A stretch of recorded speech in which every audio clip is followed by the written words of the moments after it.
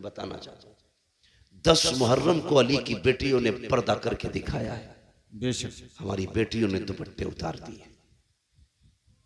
बताइए अगर मुहर्रम के नाम पे हमारी बेटियां दुपट्टे उतार के मेले में आ गई तो कयामत में सैयदा ज़ैनब को कौन सा मुंह दिखाएंगे हम? बेशक खुद फैसले करें। और तुम्हें बताऊं हया क्या थी अली के घर की? जी मैंने कहा आखिरी बात है, यजीद के दरबार में अली की बेटियां पहुंची, सुबह से शाम तक खड़ी रह गई हजरत ज़ैनब और हजरत सकीना यजीद के दरबार में, सुबह से शाम तक। जब उस यजीद कुत्ते का जब उस कुत्ते का शाम को नशा उतरा, वो दरबार में आके बैठा और उसे पता चला अली की बेटियां आई हुई है, वो हुकूमत के नशे में था, औकात भूल बैठे। कहता इनके चेहरे दिखाए जाएं। हजरत फिजा आगे बढ़ी, कहने लगी कुत्ते हद में रहे, अली की बेटियां हैं, कयामत आ सकती है, किसी गैर महरम के आगे ये चेहरे नहीं खोल सकती है। ये हजरत फिजा ने कहा कि कयामत आ सकती है, लेकिन अली की बेटियों के सर की चादर नहीं हटाई जा सकती। पूछ तुझे क्या पूछना है? कहा मुझे इनके नाम पूछने। अल्लाह अकबर। कहा सबके नाम मैं बताऊंगा। वो बिगड़ा, कहा तू कौन होती बताने वाली, मैं पूछूंगा। कहा हद में रह, हम जान दे सकते हैं लेकिन अपने आकाओं की इज्जत पे आंच नहीं आने दे सकते। उसने फिर इशारा किया उस 7 साल की सकीना की तरफ जिसका बचपना था। कहा ये बच्ची कौन है? कहा ये हुसैन की सकीना है, ये वो है जो हुसैन के सीने पर सर रख के सोती थी। उसने कहा मुझे पूछना है, ये नाम बताए। 3 मरतबा उसने कहा, जवाब नहीं मिला ना। तो कहा ये बोलती क्यों नहीं? इमाम ज़ैनुल आबिदीन ने कहा कुत्ते, इसके गले में जो फंदा पड़ा है ना, ये इतना टाइट है कि इसकी आवाज नहीं निकल रही है, ढीला कर फंदा। उसके कहने से यजीदी फौजी आगे बढ़ा, उसने गले का फंदा खोलने के लिए हाथ बढ़ाया। हजरत सकीना दौड़ के सैयदा ज़ैनब के कदमों से लिपट गई। वो उधर गया तो वहां से हट के इमाम ज़ैनुल आबिदीन के कदमों में यजीद ने कहा था इस बच्ची को क्या हो गया है, ये गले की रस्सी क्यों खोलने नहीं देती? तब हजरत ज़ैनुल आबिदीन का तेवर बदला, लहजे में अली की जुर्रत आई है, वो जोश था, पूरा दरबार कांप गया। चीख के कहा था कुत्ते, ये सकीना 7 साल की जरूर है लेकिन अली की बेटी है, ये मर तो सकती है लेकिन गैर महरम का हाथ इसके गले को लग जाए, ये गवारा नहीं कर सकती। बेशक बेशक। अली की बेटी ऐसा पर्दा करे और तेरी बेटी 10 मुहर्रम को तमाशा करे, ये हुसैनियत है, ये यजीदियत है। अगर ऐसा तुम्हारी बेटियों ने किया तो कयामत के दिन कोई बचाने वाला नसीब नहीं होगा। अपनी बेटियों से कहना जैसी मुहर्रम का चांद नजर आ जाए, हर दरवाजे पे सबील का इंतजाम होना चाहिए, हर घर से लंगर बटना चाहिए, हर घर से कुरान की आवाज आनी चाहिए। जी जी बेशक। हर नमाज के बाद तिलावत करो, इतना कुरान पढ़ो कि जमाने को पता चल जाए कि जिस हुसैन ने नेज़े पे पढ़ के कुरान सुनाया था, उनके चाहने वाले आज जमीन को कुरान की खुशबू से मुअत्तर कर चुके हैं। बेशक बेशक। करेंगे इंशाअल्लाह। मुझे बताओ अगर रूह निकलने लगे कितनी बेबसी की मौत होगी जहां रहमत के फरिश्ते तक ना आए। मरते वक्त कौन क्या चाहता है? हर शख्स ये चाहता है मरते वक्त मेरी रूह आसानी से निकल जाए। क्या ही अच्छा हो तेरे घर के अंदर तेरा बाप लेटा हो, पाक बिस्तर हो, पाक चादर हो, पाक लिबास हो, इधर रूह बदन से निकलना शुरू करे। अगर बेटे को कुरान आता है तो बहुत अच्छा, भतीजे को आता है तब भी अच्छा है, खानदान में किसी को कुरान आता है तब भी अच्छा है। मैं जानता हूँ अगर खानदान में भी किसी को कुरान नहीं आता होगा तो कम से कम बेटों को इतनी गैरत तो आती होगी। मस्जिद जाकर इमाम को बुला करके लाएंगे, वो आके बाप के सरहाने खड़ा होगा, इधर रूह निकलती होगी, वो यासीन पढ़ना शुरू करेगा, इधर रूह निकलती होगी, वो सूरह रहमान पढ़ना शुरू करेगा। फिर तेरा बाप बेबसी की मौत नहीं मरेगा बल्कि शान से कहता जाएगा इन्हें जाना, इन्हें माना, न रखा गैर से काम, लिल्लाहिल हम्द में दुनिया से मुसलमान। नारे तकबीर, नारे रिसालत, मसलक के आला हजरत फैजाने कुरान मुफ्ती हम्माद रजा साहिब क़िबला। मैं कहता हूं पढ़ो और आगे बढ़ो। कम से कम मैं एक बात बता दूं, खुदा की कसम खा के कहता हूं, इससे बड़ी कसम कोई नहीं। अल्लाह ने मुसलमान के सीने में रहम रखा है, मुसलमान के दिल में रहम रखा है। वो कितना भी बड़ा दुनियादार हो जाए, किसी ना किसी गोशे में रहम रहता है। जी अगर आपका बेटा MBBS होगा, कुछ नहीं BUMS ही हो जाए, कोई गरीब रोता हुआ आएगा तो कभी मुस्तफा के नाम पे उसे फ्री दवा मिल जाएगी, कभी हुजूर के नाम पे उसका फ्री इलाज हो जाएगा। कम से कम कुछ भी ना सही और बढ़ के बात करने लगा हूं। ये मैं किसी पे तंज नहीं कर रहा हूं, ये कड़वी सच्चाई है। तुम जानते हो हमारी बेटियों को जब ऑपरेशन थिएटर के अंदर ले जाया जाता है, उनके साथ का सलूक किया जाता है, कोई नहीं जानता है। उनके जब कपड़े उतार दे जाते हैं, कौन सी बदतमीजी नहीं करते जालिम। मैं चाहता हूं जब तेरी बेटी का ऑपरेशन हो, वहां पे कलमा पढ़ने वाला खड़ा होना चाहिए, दीन की बेटी खड़ी होनी चाहिए, ताकि उसके सदर को अगर कोई कुत्ता खोलना चाहे, हाथ बढ़ा के कह दे ना, ये सिर्फ तेरी बेटी नहीं, ये मदीने वाले की भी बेटी है, मुस्तफा की बेटी है। इसकी इज्जत को हाथ ना लगाना, इसकी इज्जत हमारी इज्जत है। खुदा की कसम खा के कहता हूं, अगर तेरी बेटी MBBS बन जाएगी, सर्जन बन जाएगी, मैं नहीं जानता दुनिया क्या कहेगी, लेकिन इतना जानता हूं बेशुमार बेटियों की इज्जतें महफूज होती नजर आए। क्या बात है, सुभान अल्लाह, सुभान अल्लाह। बहुत बढ़िए और आगे बढ़िए। बहुत अलग नजरिया रखता हूं मैं। पढ़ो, मैं मुखालिफ नहीं था। पढ़िए। हमारे पास क्या नहीं है कमेटी वालों, अल्लाह आपको सलामत रखे। सिर्फ जलसा ना करना, सिर्फ उर्स ना करना, अल्लाह तौफीक दे तो पूरा साल हुजूर की उम्मत की खिदमत भी करनी है। जी जी बेशक करेंगे इंशाअल्लाह। इंशाअल्लाह। सारे वादा करो इंशाअल्लाह। हाँ, ये वादा करो उम्मत की भी खिदमत करनी है। और अरबाब मिंबर की बस दुआएं चाहिए। हमारे पास नारे भी बहुत हैं, ठीक है, उर्स भी हमारे काफी भारी होते हैं, लंगर भी काफी बड़े होते हैं, और ये होने भी चाहिए। ये सुन्नियों की पहचान है। मैं खत्म करने की बात नहीं करता, ये सुन्नियों की पहचान है। लेकिन मजा तब है, आज मौलवी साहब के नाम का उर्स सजा के बैठे। जी जी बेशक। अल्लाह करे कल मौलवी साहब की तरफ से किसी गरीब बेटी का घर भी तुम बसाने के लिए खड़े हो जाओ। जी जी बेशक। जिस तरह पूरी कमेटी ने इकट्ठे होकर के खून पसीने की कमाई से उर्स सजाया है, अल्लाह करे किसी गरीब की बेटी के हाथ मेहंदी से इसी मेहनत से सज जाए। दावे के साथ कहता हूं, भले तू साल भर मजार पे ना आना, दुनिया के किसी भी कोने में तुमने गरीब बेटी के हाथ मेहंदी से सजा के उसका घर आबाद करा दिया, मरने की देर होगी, मदीने वाला तेरी कब्र को सजाने खुद आ जाएगा। हमें ये करना पड़ेगा और आगे बढ़ना पड़ेगा। मेरे दोस्तों, कितने पीछे रह गए, खुद सोचो, खुद सोचो। जिसके धर्म की कोई था नहीं, वो तो मजबूती से थामे बैठे। जिनके मजहब की एक एक तारीख रकम है, आज वो कितने पीछे। तुम देखोगे किसी भी गैर मुस्लिम को, तुम आज देखो बिना तिलक के नजर नहीं आएगा। जी जी बेशक। बहुत गौर से सुनना मेरी बात। बिना तिलक के नजर नहीं आएगा, बिना बालों के नजर नहीं आएगा। आज क्या हुजूर ने हमें टोपी दी थी, किधर गई? कितने लोग लगाते हैं टोपी? सोचो तो सही, कितने लोग टोपियां लगाते हैं? कब? जुमे के दिन टोपी लगती है। किस दिन? बोलो, नाराज हो? जुमे के दिन। नाराज नहीं हो तो फिर बोलो, जुमे के दिन लगाते कि नहीं? जी जी जी। और कौन से दिन लगती है? ईद के दिन। वैसे तो किसी ना किसी के सर पर रोज लगी रहती है, लेकिन मैं वो बात कर रहा हूं जिसमें ज्यादातर लोग टोपी लगाते हैं। दूसरा कौन सा दिन है? अल्लाह सलामत रखे, भाई कह रहे हैं ईद का दिन।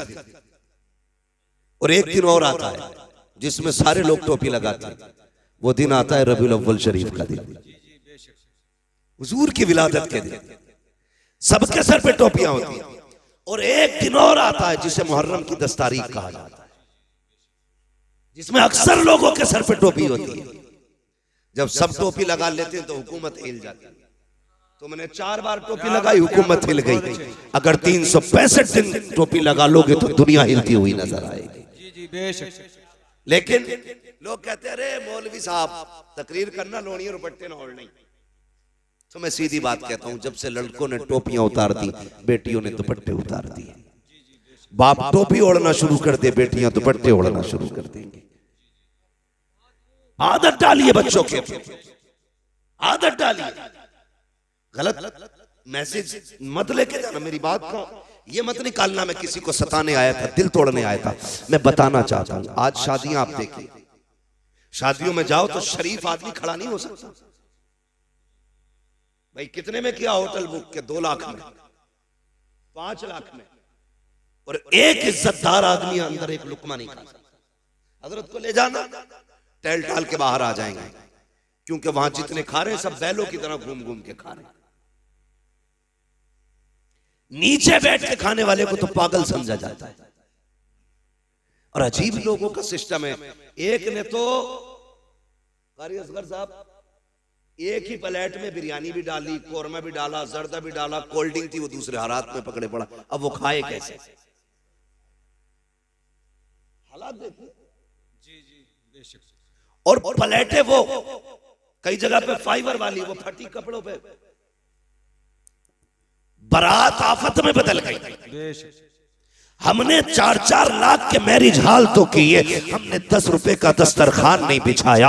हमने 10-10 लाख लगा करके दुनिया की शोहरतें हासिल की। क्या कि अच्छा होता जमीन पे बैठ के मुस्तफा की सुन्नत को जिंदा किया होता। क्या कि अच्छा होता। लो एक बात और बता दो, जो खड़े होके खाते हैं उनकी बरकतों का मामला ये है, उसमें डबल खर्चा आता है। जो बैठ के खाते हैं उसमें आधा खर्चा आता है। लोग कहते हैं ये फेंकने में जाये हुआ है। मैं कहता हूं नहीं, तुमने सुन्नते मुस्तफा छोड़ी इसलिए बरकतें उठा दी गई। तू बैठ के खा, खुदा की कसम जितने खाने में एक बारात का भला होगा उतने खाने में अल्लाह 2 बेटियों के घरों को आबाद करेगा। नारे तकबीर, नारे रिसालत, मसलक के आला हजरत मुफ्ती हम्माद रजा साहिब क़िबला।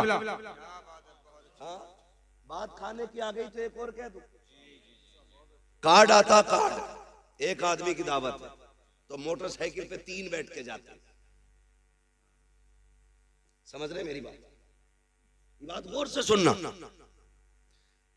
एक पे 3 बैठ के जा रहे हैं, रास्ते में दोस्त मिल गया, उससे कहते तू भी टंग जा। कई लोगों की ये कंडीशन है देखी ताहिर भाई के पैर रखने जगह नहीं, ऐसे चिलगाड़ी बनी है।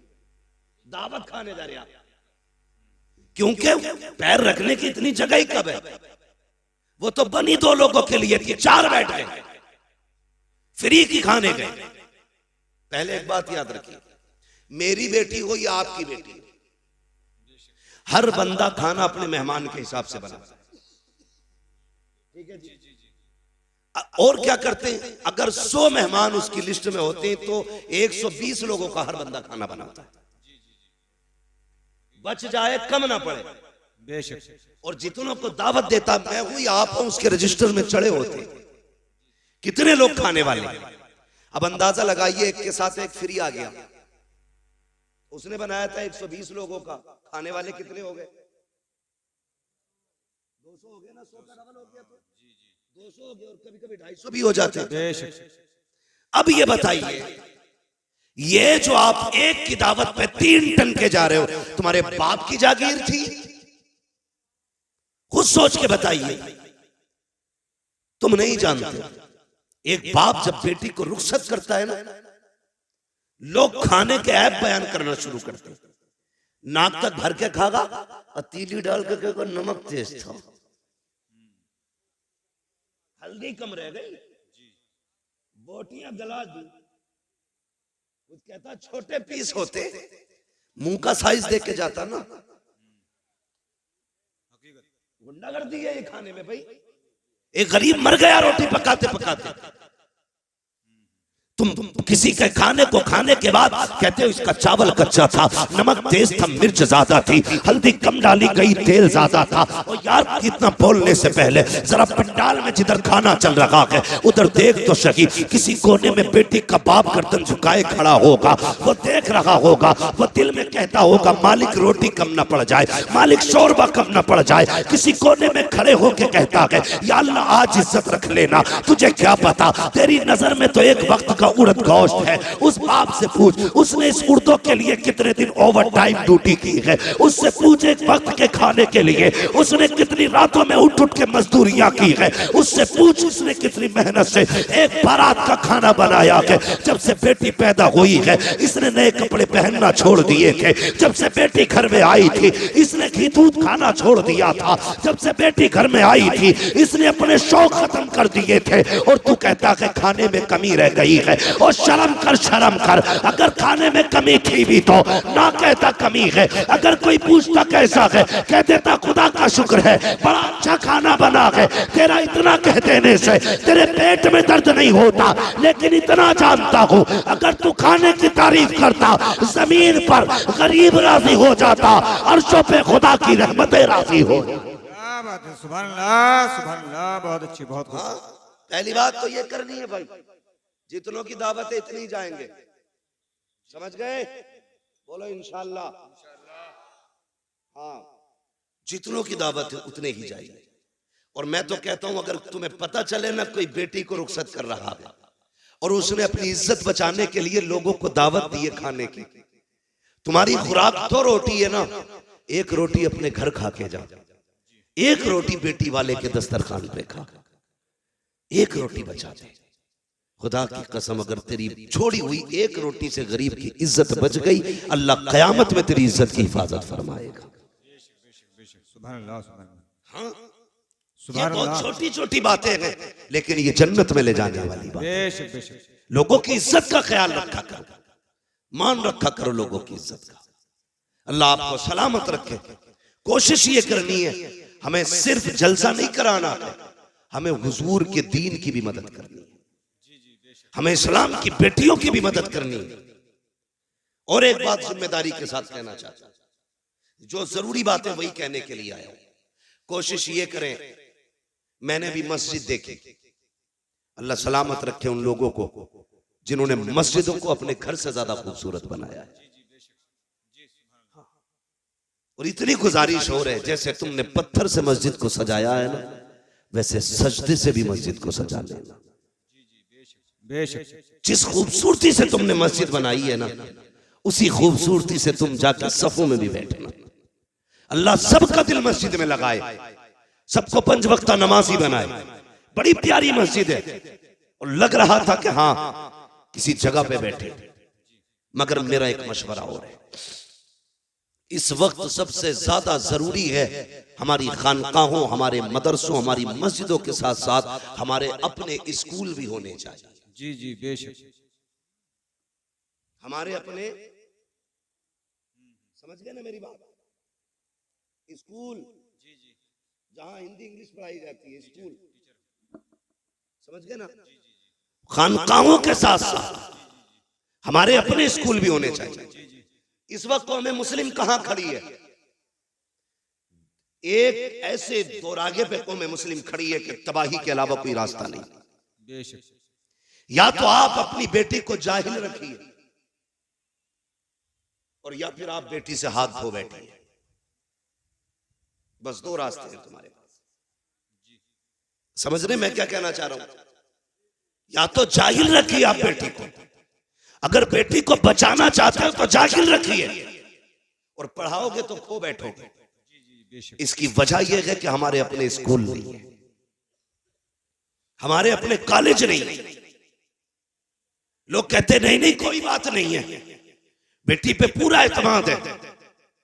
मैं बेटियों तक एक बात पहुंचाना चाहूंगा, खुदा की कसम सुनो, दुनिया में जो तुम्हारा बाप तुमसे प्यार कर सकता है वो तुमसे कोई प्यार नहीं कर सकता। बेशक बेशक। लेकिन कमी क्या की हमने? हमने अपनी बच्चियों को स्कूल नहीं दिए।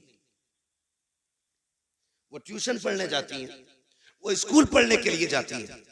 ट्यूशन के नाम पे क्या होता है आप सोच भी नहीं सकते। इस्लाम दुश्मन ताकत है, पूरी प्लानिंग के साथ खड़ी है। तेरी बेटी को घर से कदम निकालने की दे रहे। मैं नहीं कहता तेरी बेटी गलत है, लेकिन उसे बिगाड़ने में ज्यादा देर नहीं लगती है, इसलिए कि इस्लाम के दुश्मन पैसे भी लिए खड़े हैं, ऐश के सामान भी लिए खड़े हैं, पूरी मदद भी उनके साथ है। जो लड़कियां चाहती हैं वो हो जाता है, इसलिए कि पावर ताकत उनके साथ है। क्या कर सकते हो तुम? कुछ नहीं कर सकते। तुम्हें बताऊं दिल रोया जब मैंने एक वीडियो के अंदर देखा हमारी बेटियां ट्यूशन पढ़ने गई तो वहां के पढ़ाने वाले उनके साथ बदतमीजियां कर रहे हैं। उनको दो लड़कों के बीच में बिठाया जाता है, दो लड़कों के बीच में एक लड़की बैठी होती है। हम ये सोचते हैं बेटी पढ़ने गई है, अरे मती मारी गई है हमारी, हम किस जगह पे चलने लगे हैं? आंखें बंद करके बैठे हो। कल जब बेटी चली जाती है सोनू मोनू के साथ सोती है, फिर सर पीट के रह जाते हो। कैसे पलट के आएगी? गई हुई इज्जत कभी आया नहीं करती, जाने वाली आबरू कभी लौट के नहीं आती है। जैसे कबान से निकला तीर कभी वापस नहीं आता, जबान से निकली बात कभी वापस नहीं आती है, घर से निकली इज्जत कभी वापस नहीं आया करती है। जब बेटियां बेआबरू हो जाती है कितना तड़प लो, कुछ नहीं होगा। अगर इज्जतें चाहते हो अपने स्कूल बनाओ, अपने कॉलेजेस बनाओ, उनको तालीम दो और दुनिया को बता दो हम करबला वाले हुसैन के मानने वाले हैं। खानकाहे भी हम बनाएंगे, स्कूल भी हम बनाएंगे। नारे तकबीर, नारे रिसालत, मसलके आला हजरत फैजाने हुजूर ताजुल शरिया, रज़वियों की तकरीर, नबी के दुश्मनों की फूट गई तकदीर। समझ रहे मेरी बात? ये भी कोशिश करो खान साहबो, तुम्हारे अपने स्कूल होने चाहिए। वो फख्र से कहो हमारा अपना स्कूल है। क्या इनके नकाब नहीं उतारे गए स्कूलों में? दुनिया गूंगी बनी रही, मुझसे बर्दाश्त नहीं होता। मौत एक बार आनी है, एक बार मरना है। और याद रखिएगा किसी ना किसी को तो कुर्बान होना पड़ेगा, किसी ना किसी को तो मरना पड़ेगा। मेरी बात सुने, हमारी बेटियों के नकाब उतारे गए स्कूल में एंट्री से पहले। ड्रेस के नाम पे उनके कपड़े उतार दिए गए। तुम्हारे अपने स्कूल होंगे, किसी की मां ने दूध नहीं पिलाया है, किसी की बेटे की कोई जूती उतार सके, कपड़े तो बड़ी बात। अपने स्कूल बनाओ, शौक कम करो, होटलों में नाश्ते कम करो, इस पैसे को बच्चों के मुस्तकबिल पे लगाओ। मुजफ्फरपुर के अंदर एक बच्चे को पिटवाया जाता है, ये मुस्लिम है। हमने थोड़ी देर बैठ के मोबाइल में देखा और ये कब बुरा हुआ। तुमने क्या किया कौम के लिए? अगर ये बुरा हुआ तो क्या दिया तुमने? दिल रोता है। मैं सुन्नी हूं, मुझे वहां भी कोई ना समझे जी, मगर तकलीफ होती है। खानकाहों में जाना हमारा वतीरा है, बुजुर्गों के कदमों में बैठना हमारी इज्जत है। जी बेशक। लेकिन कई बार ऐसा मैंने देखा है खानकाहों में इतनी ऊंची गोलकें लगी हैं, उसमें पैसे डालने जगह नहीं होती, उंगलियों से धकेल धकेल के पैसे भरे जाते हैं। उन पैसों को गिनने के लिए लोगों के नंबर नहीं आते हैं। और यार कभी वही पैसा उठा करके बच्चों के मुस्तकबिल पे लगाओ, स्कूल कॉलेजेस पे लगाओ। खुदा की कसम खा के कहता हूँ खानकाह में पैसा दोगे तो शायद 10-20 का पेट भरेगा। अगर यही पैसा तुम अपने बच्चों के मुस्तकबिल पे लगा दोगे 10-20 का नहीं बल्कि 10-20 सदियों का अल्लाह भला फरमा दे। सुभान अल्लाह, सुभान अल्लाह। बहुत अच्छी, बहुत अच्छी, बहुत खूब। बहुत खूब। इस तरह बिगड़ा है साकी, उन्हीं को जाम मिलता है जिन्हें पीना नहीं आता। जी जी बेशक। उन्हीं को जाम मिलता है जिन्हें पीना नहीं आता। माशाअल्लाह। मेरी बात सुने, कई गलत नहीं है, कारी बाकर साहब, कारी असगर अली साहब, ये उलमा मदरसे से जुड़े लोग जानते हैं, तनख्वाहों को कई कई महीने हो जाते हैं। इमाम की तनख्वाह कितनी रहती है मस्जिदों में? 10,000 12,000 है, इतनी तनख्वाहें रहती हैं। उसमें भी क्या होता, अगले महीने ले लियो, मारी जा रही है कि तनख्वाह तुम्हारी, हम भाग रहे हैं क्या? कुछ सोचो। ये 12,000 की तनख्वाह देने में पूरी कौम ऐसी बातें करती है। पहली बात तो ये कहूं, जब वक्त हो जाया करे तनख्वाह एक दिन पहले ही दे दिया करो। जिस तरह तुम्हारे बच्चे होते हैं उसी तरह इमाम की भी बच्चे। कोई ये ना समझे इमाम साहब बुलवा रहे हैं मुझसे, पहले सुन लीजिए, कभी पता चले अगले दिन दोनों इमामों की छुट्टी कर दो। वो नहीं है, ये सारी बातें मैं अपने दिमाग से और अपनी जरूरत के पेश नजर ये बात कर रहा हूं, जिसकी मैं जरूरत महसूस करता हूं। हाँ, इमामों की तनख्वाहें बेचारों की 6-6 महीने लेट है, उनके भी बच्चे हैं, वो भी बीमार होते हैं, उनकी भी दवाइयां हैं, उनके भी शौक हैं। लोग कहते हैं दिल नहीं लग रहा नमाज में, लगेगा कहां से, तनख्वाह तूने दी नहीं। उसके घर आ गई है भतीजे की शादी, बीवी ने कहा इमाम साहब की सूट तो जरूर बनेगा, तो वो फजर में भी खड़ा है ना, दुनिया सो रही है, वो हिसाब लगा रही है कहां से लाऊंगा, तो तेरा दिल लगेगा नमाज में? खुद बताना वगैरह अल्लाह अकबर। उसके बाद कह रहा पता नहीं उस दुकान पर 1700 का मिलेगा, वहां 1800 का, वहां 2100 का, वो भी पैसे मिले भी नहीं है, किससे उधार लूंगा। ये सारा हिसाब जब फजर में लगेगा तो दिल लगेगा नमाज में? जरूरतें पूरी कर दो। जब वो खड़ा हो ना, उसका दिमाग दुकान पे न जाए, उसका दिमाग सीधा अल्लाह की बारगाह में चला जाए। बेशक बेशक। हाँ, मैंने बड़े बड़े पैसे वालों को ऐसे जेब में हाथ डाल के कहते देखा, अरे यार इमाम साहब थोड़ी देर पहले कहते, अभी तो कलवा ले गया, इसका कलवा भी जरूरत पे आता। जी जी। ये बड़ा यार एक मिजाज बना लिया लोगों ने। किसी ने किसी का, अरे थोड़ी लेट हो गए भाई तुम, अभी 5 मिनट पहले कह दे। क्या आदतें बन गई? आदतें झूठ और मक्कारी फितरत हो गई हमारी, फितरत है। किसी का इंतकाल हो जाए और तुम ना बताओ, फिर वो पूछे यार तुम जोहर में नहीं थे, यार दफन में गया था, अरे यार मुझे क्यों नहीं बताया, मैं भी जाता। फर्ज कर लो अगर जाते टाइम बता दो चलेगा, अरे यार क्या बताऊं वो बकरा बीमार है ना, मैं भी चलता। मतलब करना आसानी है, जिधर से चाहो कान पकड़ लो, ये भी कोई जिंदगी है? जिसके साथ खड़े हो खुलूस के साथ खड़े हो, खुलूस के साथ, दिखावा नहीं होना चाहिए, मक्कारी नहीं होनी चाहिए। अरे इमाम साहब अब कहिए तुमने, अभी अभी कलवा आया था, सारी दे दी, चलो फिर भी देखेंगे, ये कह के जान बचा के निकल लेते है। अभी आ जावे तावीज देने वाला, एक बकरा लाइए, पैसे ना होंगे तो बीवी के जेवर गिरवी रख के बकरा ला, बकरा। अब तो देखो तरक्की कर ली सबने, पहले मुर्गा मांगते थे, बकरा मांगते, पूरा बकरा चाहिए। ये बता खानदान की तकदीर लिखेगा क्या इससे, पूरे बकरे से? भाई हम तावीजों में और अपनी जरूरत के लिए कुछ भी कर सकते, दूसरे के हक के लिए कुछ करने तैयार नहीं। इन चीजों से निकलिए, खुलूस पैदा कीजिए दिल में। देने वाला कौन है बोलो, सारे बोले कौन देता है, और जोर से कौन देता है? जरूरतें कौन पूरी करता है? अल्लाह करता है ना। उसकी रजा के लिए तू दूसरों के काम चला, वो तेरे काम चलाना शुरू कर दे। हाँ, जब तक तुम अपनी तदबीर हिसाब लगा रहे, 100 रुपए बचा लूं भाई, कल इससे कोरमा बनना, कीमा लाऊंगा 100 रुपए का, मुंह पे हाथ मार के खाऊंगा। लाया खरीद के, पक भी गया, अल्लाह ने पेट खराब कर दिया, अब टुक टुक देखते आ, ले भी आया, पक भी गया, खा नहीं सकते। अल्लाह कहता देख ये मेरी पावर है, हम अगर चाहे तो तेरे हाथ में कभी तेरे मुंह में नहीं जाने दे सकते। जी बेशक, हाथ में भी। और कहता जो हम पे भरोसा करता है ना, हम उसे वहां से देते जहां से वो सोच भी नहीं सकता। जी बेशक बेशक, सोच भी नहीं सकता है। इसलिए मेरी गुजारिश है जहां जरूरत है वहां इन्वेस्ट करो बेशक। लेकिन आज सबसे बड़ा तो दबंग वही है ना जो सबसे ज्यादा इमाम को डरा के रखे।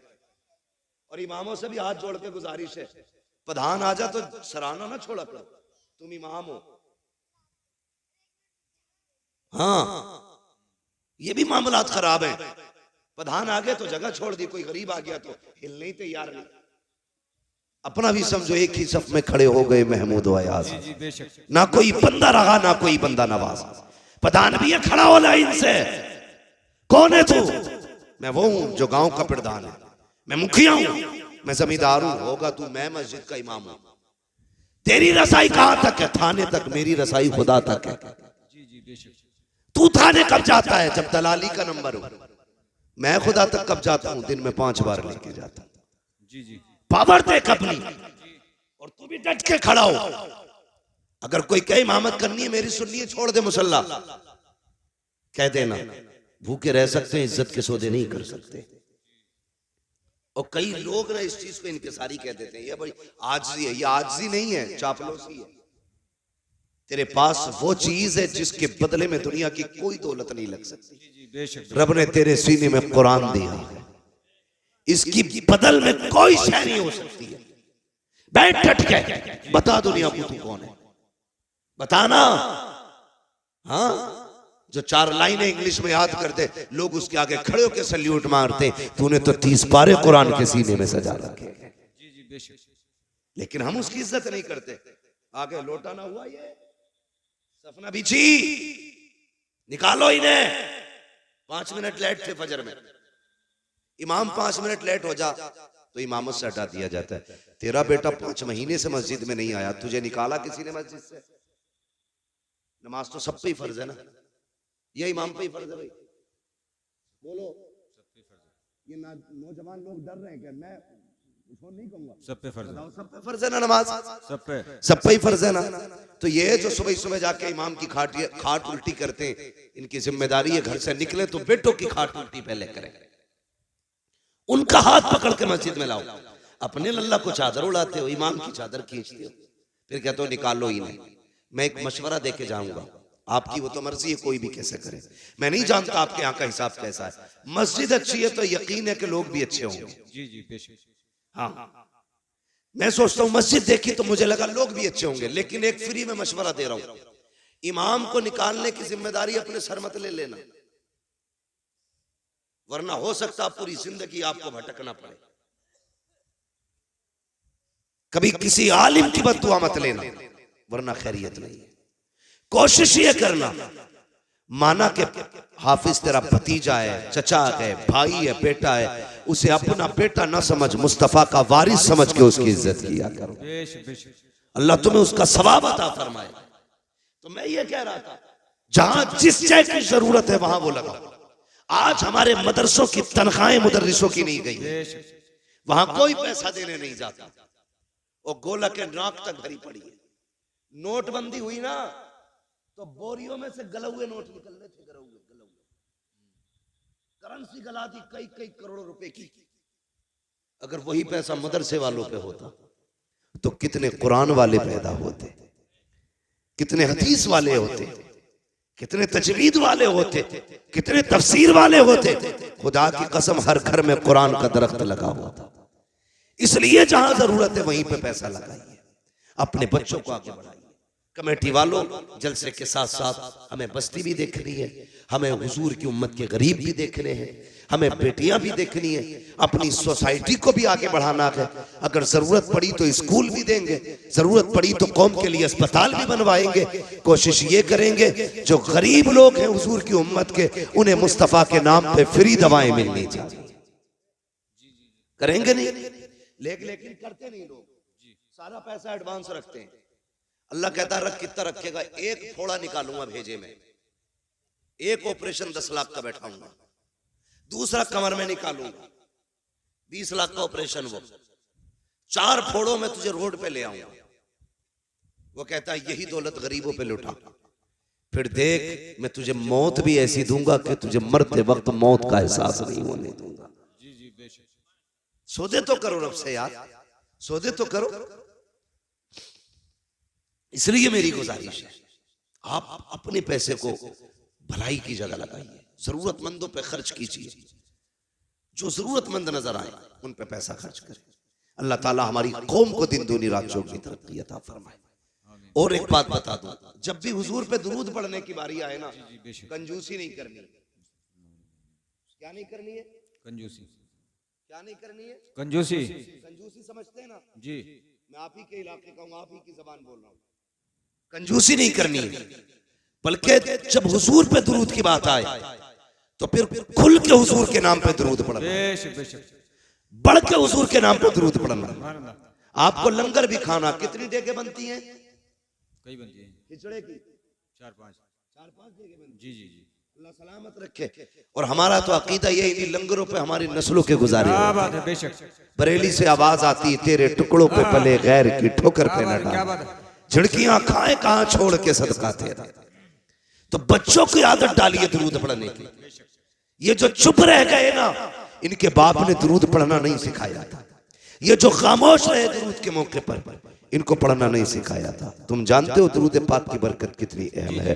कभी सोच भी लिया करो, अपने बच्चों को दुरूद का आदी बनाओ। अगर बच्चा स्कूल जाए, ड्रेस में देर होती है, माँ कहती ले बेटे ये रहा मोबाइल, थोड़ी देर गेम खेल, अभी नाश्ता बना के लाती हूँ, अभी पराठा बना के लाती हूँ, अभी ड्रेस उठा के लाती हूँ, अभी तेरे जूते लेके आ रही हूँ। बच्चों के हाथ में मोबाइल दे के जाते हो। अपने बच्चों से कहो बेटे नाश्ते में 10 मिनट लगेंगे, 10 मिनट तक मुस्तफा पे दुरूद पढ़ना शुरू कर दो। तुम्हारे बच्चे 10 मिनट दुरूद पढ़ेंगे। दावे के साथ कहता हूँ, और यार सुनो तो सही, रोज जब तुम्हारे बच्चे हुजूर पे 10 बार दुरूद पढ़ेंगे, किसी दिन तो हुजूर पूछेंगे ये किसका बेटा है जो रोज दुरूद पढ़ता है, ये किसका लाल है जो रोज मुझे सलाम भेजता है, ये किसका बेटा है जिसने मुझ पे दुरूद भेजा है। कोई कहेगा आरिफ का बेटा है, कोई कहेगा आकिल का बेटा है, कोई कहेगा अब्दुल रऊफ का बेटा है, फरिश्ते कहेंगे अब्दुल रहमान का बेटा है। खुदा की कसम उनकी बारगाह में अगर तेरा नाम आ जाएगा, समझ लेना बेड़ा पार हो जाएगा। इसलिए आदि बनाओ बच्चों को। हम तो दुरूद से दूर हैं, सलाम से दूर हैं, बरकतें तो देखो। अल्लाह अकबर। एक बहुत बड़े पाए के बुजुर्ग हैं, सफर कर रहे हैं, वक्त असर का था, वुजू करने की चाहत हुई, चाहते थे नमाज पढ़े, लेकिन इस कसरत से पानी नहीं था जितना आज पानी है। हर जगह पे टंकी लगी है, प्रधान ने टंकियां बनवा दी। अब कोई टोटी बंद करने तैयार नहीं है, खुला है तो खुला है पानी। और मेरे भाई इस्लाम ने बताया था पानी हिसाब से खर्च करना, एक एक बूंद का हिसाब कयामत में देना है। ये इस्लाम हमें सबक देता है। आज लोग कहते हैं वाटर लेवल कम होता जा रहा है, उसी पानी को कम खर्च किया जाए। ये पैगाम तो 1400 साल पहले इस्लाम ने दिया था। मैं कुछ और कहना चाहता हो, आज पानी की कसरत है, कल पानी कहीं कहीं मिला करता था, वो भी कुओं से लोग पानी निकाला करते थे। किसी बस्ती में एक कुआं होता था, किसी इलाके में कुआं होता था, कहीं पे कोई चश्मा होता था, कहीं पे कोई नहर हुआ करती थी। आज हर दरवाजे पे समर से भी लगे गए। पानी की कसरत है। वो बुजुर्ग नमाज के इरादे से है, असर का वक्त है, सफर कर रहे हैं, सामने बस्ती नजर आई, सोचा यहाँ पानी मिल जाएगा। बस्ती के करीब आए, एक कुएं को पाया, सोचा वुजू करूं नमाज पढ़ना है। जैसी गए क्या देखते हैं, पानी तो था, डोल और रस्सी नहीं थी।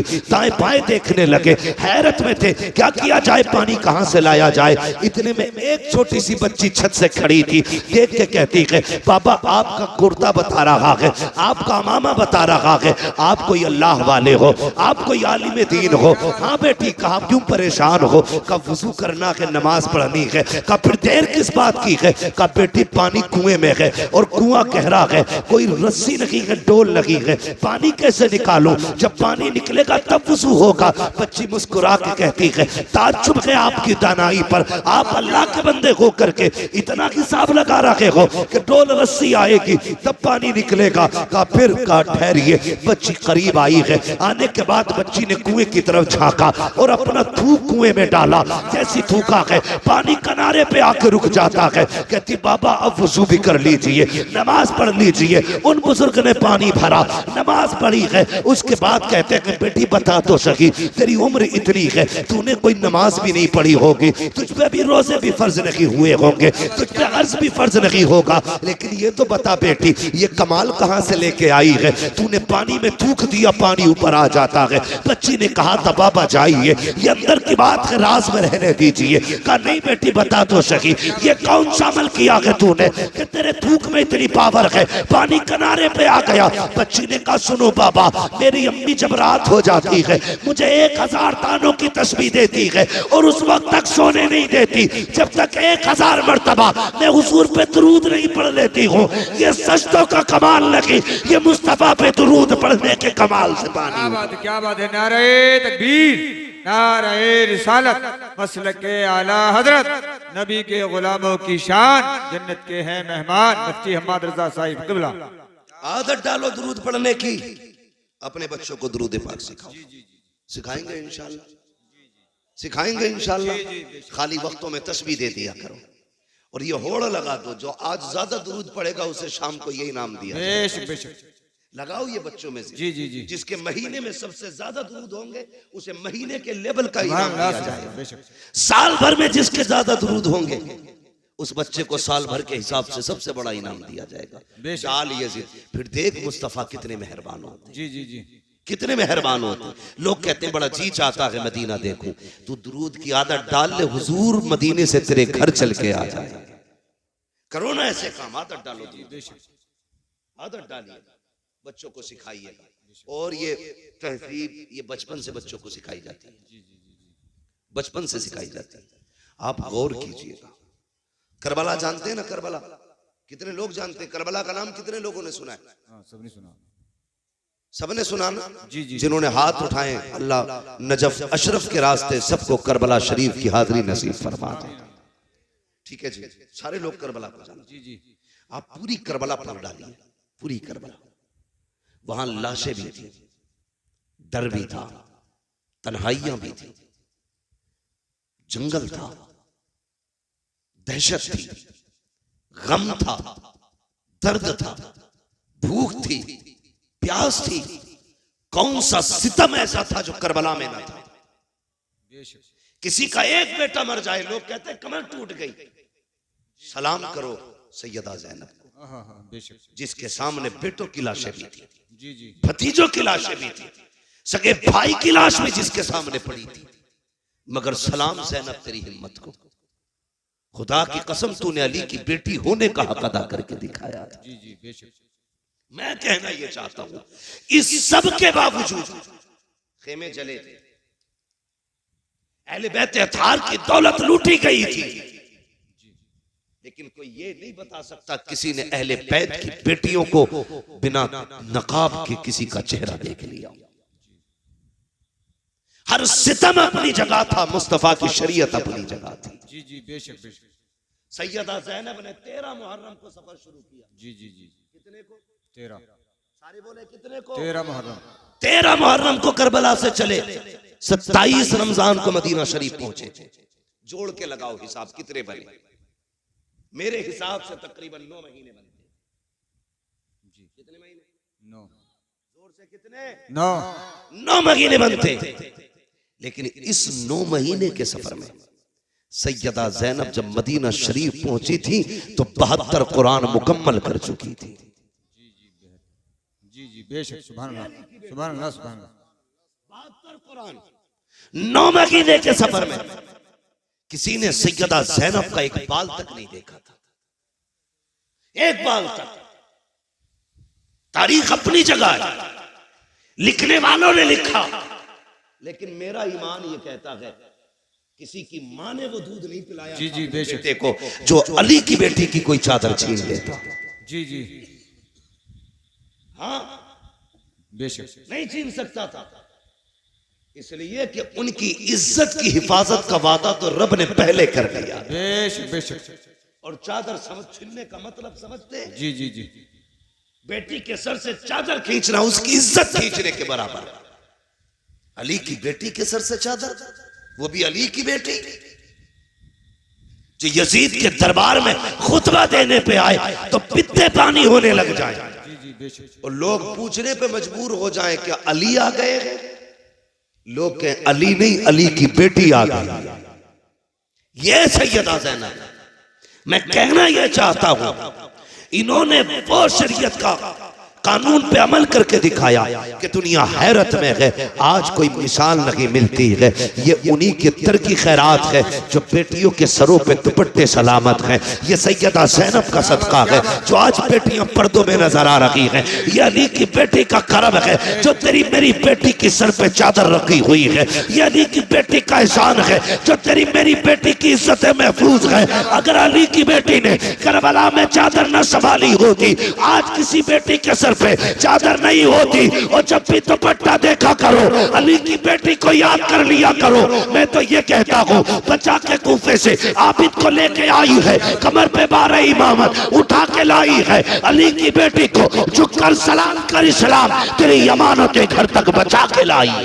नारे तकबीर, नारे रिसालत, मसलक के आला हजरत सरकार के घराने की शान, जन्नत के हैं मेहमान, मुफ्ती हम्माद रजा साहिब क़िबला। आखिरी बात, आखिरी बात, 10 मुहर्रम शरीफ आती है बेशक 10 मुहर्रम शरीफ के दिन कुछ लाइल्म लोग, ना समझ लोग, उनकी अपनी बेटियां उसको त्योहार के तौर पर यूं मनाती हैं कि सरों पे दुपट्टे नहीं होते। बुरा ना मानो, ये हमारे ही घर की बात है। अगर मैं नहीं कहूंगा तो आपसे कौन कहेगा? बेशक मैं सिर्फ आपकी वाहवाह के लिए मैं मुंह बंद करके यहां से चला जाऊंगा, आप तो फिर वहीं रह जाएंगे ना जहां थे। मैं बताना चाहता हूं 10 मुहर्रम को अली की बेटियों ने पर्दा करके दिखाया है। बेशक हमारी बेटियों ने दुपट्टे उतार दिए। बताइए, अगर मुहर्रम के नाम पे हमारी बेटियां दुपट्टे उतार के मेले में आ गई तो कयामत में सैयदा ज़ैनब को कौन सा मुंह दिखाएंगे हम? बेशक खुद फैसले करें। और तुम्हें बताऊं हया क्या थी अली के घर की?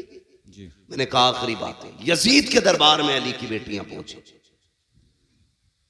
सुबह से शाम तक खड़ी रह गई हजरत ज़ैनब और हजरत सकीना यजीद के दरबार में, सुबह से शाम तक। जब उस यजीद कुत्ते का, जब उस कुत्ते का शाम को नशा उतरा, वो दरबार में आके बैठा और उसे पता चला अली की बेटियां आई हुई हैं, वो हुकूमत के नशे में था, औकात भूल बैठे। कहता इनके चेहरे दिखाए जाएं।